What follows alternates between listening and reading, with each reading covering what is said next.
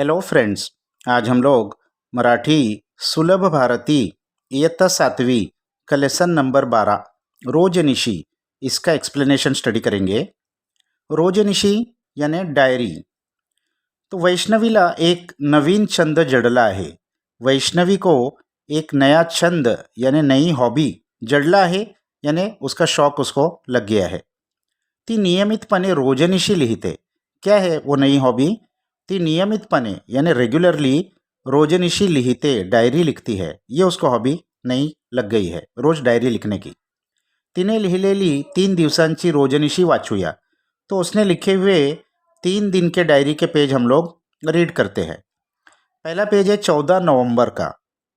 तो आज आमच्या शाळेत बाल दिन साजरा करण्यात आला। तो आज हमारे स्कूल में बाल दिन यानी चिल्ड्रंस डे सेलिब्रेट किया गया। 14 नवंबर ये पंडित जवाहरलाल नेहरू का बर्थडे है, जो चिल्ड्रंस डे के रूप में स्कूल में सेलिब्रेट किया जाता है। तो या निमित्तानं सांस्कृतिक कार्यक्रम घेण्यात आले। तो या निमित्ताने यानी इस मौके पर सांस्कृतिक कार्यक्रम यानी कल्चरल प्रोग्राम्स हुए। विद्यार्थ्यांची वेशभूषा स्पर्धा घेण्यात आली। स्टूडेंट्स की वेशभूषा यानी कॉस्ट्यूम्स, स्पर्धा यानी कंपटीशन, यानी डिफरेंट डिफरेंट कॉस्ट्यूम्स पहन के विद्यार्थी आए थे, उनका कंपटीशन था। शाळेतील मुलांनी पारंपरिक वेशभूषा धारण करून या स्पर्धेत भाग घेतला। तो स्कूल के बच्चों ने पारंपरिक यानी ट्रेडिशनल वेशभूषा पहनकर इस कंपटीशन में हिस्सा लिया।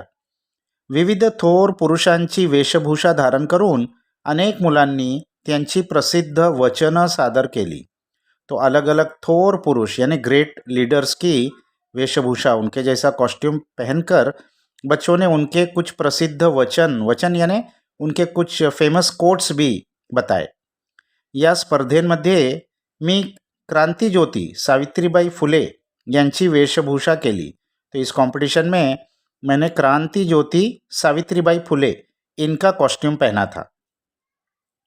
या कार्यक्रम प्रसंगी प्रमुख पाहुणे डॉक्टर रमेश कोठावडे यांनी अध्यक्षीय भाषणात सर्व विद्यार्थ्यांना बाल दिनानिमित्त शुभेच्छा दिल्या। तो इस प्रोग्राम में प्रमुख पाहुणे यानी चीफ गेस्ट के तौर पर डॉक्टर रमेश कोठावडे ये आए थे। उन्होंने अपने अध्यक्षीय भाषण में, अध्यक्षीय भाषण यानी चीफ गेस्ट के भाषण में, स्पीच में सारे ही विद्यार्थियों को बाल दिन के मौके पर शुभेच्छा दी यानी गुड विशेस दिया। कार्यक्रमाच्या शेवटी सर्वांना खाऊ दिला और कार्यक्रम के शेवटी यानी एंड में सबको खाऊ यानी मिठाई दी गई। नेक्स्ट पेज है 15 नवंबर का। सगळ्याच विद्यार्थ्यांना सुगीचे दिवस प्रत्यक्ष बघायचे असल्यामुळे श्री पाटिल सर आम्हाला गाव शिवारात घेऊन गेले। तो सारे ही स्टूडेंट्स को सुगीचे दिवस यानी किसान जब फसल काटता है वो दिन, यानी फसल तैयार हो जाती है वो दिन प्रत्यक्षात बघायचे असल्यामुळे, हमको अपनी आंखों से देखना था, प्रत्यक्ष अपनी आंखों से तो देखना था, इसीलिए श्री पाटिल सर ने हमको गांव शिवार यानी खेत, यानी गांव के खेत में लेकर गए। मोत्यासारखी ज्वारी असलेली कणस। वहाँ क्या क्या देखा बच्चों ने? मोती के जैसी ज्वारी जो कणस में थी। कणस यानी फसल का सबसे ऊपर का हिस्सा, जो भुट्टा होता है वो कणस होता है, जिसमें कौन होता है। तो ऐसे ज्वारी के कणस में एकदम फसल के ऊपर वो बना होता है और उसमें सब ज्वारी होती है, तो उसको बोलते हैं कणस यानी कॉब। तुरीच्या शेंगा। और क्या क्या देखा? तुरीच्या शेंगा यानी पीजीएनपी, उसको हिंदी में कहते हैं अरहर की फल्ली। और भुईमुगाच्या शेंगा यानी ग्राउंडनट पॉड्स यानी मूंगफली। आणि कपाशीच्या बोंडांतून डोकावणारा पांढरा शुभ्र कापूस। और कपाशीच्या बोंडांतून, बोंड यानी उसका जो पॉड होता है कापूस का, उसमें से डोकावणारा यानी उसमें से अपना सर बाहर निकाल रहा था पांढरा शुभ्र कापूस, सफ़ेद ब्राइट कापूस, वो अपने पॉड में से बाहर निकल रहा था। तो बघून मुलं आनंदी झाली। ये सब देखकर बच्चे बहुत खुश हुए। तो ये सारी तो उन्होंने सब्जियां देखी। और इसके अलावा फ्रूट्स में क्या क्या देखा? पेरू, सीताफळ, आवळा, चिंच, बोर ही सर्व झाडं फळांनी लदबदलेली होती। तो पेरू, ग्वावा, सीताफळ और आंवला, चिंच यानी इमली और बोर यानी बेर, ये सब झाड फलों से लदे हुए थे। फळं खाण्याच्या तीव्र इच्छेनं मुलं बोरीच्या झाडाला दगडं मारू लागली तो फल खाने की बच्चों की तीव्र इच्छा हुई तो बच्चों ने बेरी के झाड पे पत्थर मारे. दगड यानी पत्थर. दगडांच्या मारानं भरपूर बोरं खाली पडली. तो इस पत्थर की मार से बहुत सारी बेर नीचे गिर गई. सगळ्यांनी पट बोरा गोळा करून त्यावर यथेच्छ ताव मारला. तो सबने जल्दी जल्दी उन बोर को जमा किया और उस पर यथेच्छ ताव मारला यानी झपट पडे सब बच्चे. आंबट, गोड, तुरट अशा विविध चवींचा आस्वाद घेतला. तो बोर कैसे कैसे टेस्ट के थे? कुछ आंबट थे यानी खट्टे थे, कुछ गोड यानी मीठे थे और कुछ तुरट यानी बिटर थे, कड़वे थे. ऐसे अलग अलग टेस्ट का उन्होंने स्वाद लिया. आम्ही शिवारातून घरी आलो तरी माझ्या जिभेवर त्या बोरांची चव रेंगाळत होती. हम शिवार से यानी खेत में से घर आए तो फिर भी मेरे जीभ पर जबान पर उन बेरों की टेस्ट अभी भी लिंगर रही थी. रेंगाड़त होती यानी टेस्ट वॉज लिंगरिंग. इसके बाद है 16 नवंबर. आज माझा वाढदिवस होता. तो आज मेरा जन्मदिन था यानी वैष्णवी का. सकाळपासूनच घरातील अनेक नातेवाईकांनी मित्रमैत्रिणींनी फोन करून वाढदिवसाच्या शुभेच्छा दिल्या.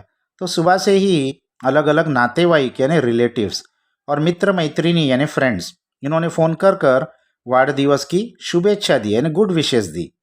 वाढदिवसाच्या निमित्तानं आम्ही आदिवासी समाज कल्याण विभागाच्या एका वसतिगृहात गेलो. तो मेरे बर्थडे के मौके पर हम आदिवासी समाज कल्याण विभाग यानी आदिवासी जो लोग होते हैं उनके डेवलपमेंट के लिए एक विभाग है, डिपार्टमेंट है, उसके वसतिगृह उसके हॉस्टेल में गए. त्या वसतिगृहात आदिवासी दुर्गम भागांतली मुलं मुली शिक्षणासाठी राहतात. तो उस हॉस्टल में कौन रहता है? आदिवासी के बच्चे जो दुर्गम भाग, दुर्गम यानी बहुत रिमोट, बहुत दूर दराज के इलाके के बच्चे पढ़ाई करने के लिए वहाँ रहते हैं. त्या सर्व मुलांना आम्ही माझ्या वाढदिवसाच्या निमित्तानं खाऊचा वाटप केला. उन सब बच्चों को मेरे जन्मदिन के मौके पर हमने खाऊ यानी स्वीट्स बाटे. आई वडिलांपासून दूर आलेल्या त्या मुलांना पाहून मला खूप गहीवरून आलं होतं. तो माँ बाप से दूर आए हुए उन बच्चों को देखकर मुझे बहुत गहीवरून आला. गहीवरून यानी इमोशनल हो जाना, आंखों में आंसू आ जाना. आई बाबांनी मला समजावलं. तो माता पिताने मुझे समझाया. त्या सर्व मुलांकडे बघून मला शिकण्याची नवीद उम्मीद मिळाली. तो उन सब बच्चों की तरफ देखकर मुझे सीखने की एक नई उम्मीद मिल गई. यानी ये बच्चे जब इतनी मेहनत करके माँ बाप को छोड़कर आकर पढ़ सकते हैं तो मुझको तो और ज़्यादा पढ़ाई करना चाहिए. एक नई उम्मीद मिली. और फिर लास्ट वाला है 17 नवंबर. आजपासून आमची दिवाळीची सुट्टी सुरू झाली. तो इसमें सिर्फ एक सेंटेंस दिया है कि आज से हमारी दिवाली की छुट्टी शुरू हो गई. तो ये जो पेज है इसको आप लोग फिल कर सकते हो अपने हिसाब से. अगर आप डायरी लिखते दिवाली की छुट्टी में तो आपने दिवाली की छुट्टी में क्या क्या किया वो अपने हिसाब से लिख के इस पेज को फिल कीजिए. तो इसके क्वेश्चन आंसर्स हम पहले ही दूसरे वीडियो में दे चुके हैं. नेक्स्ट वीडियो तक बाय बाय.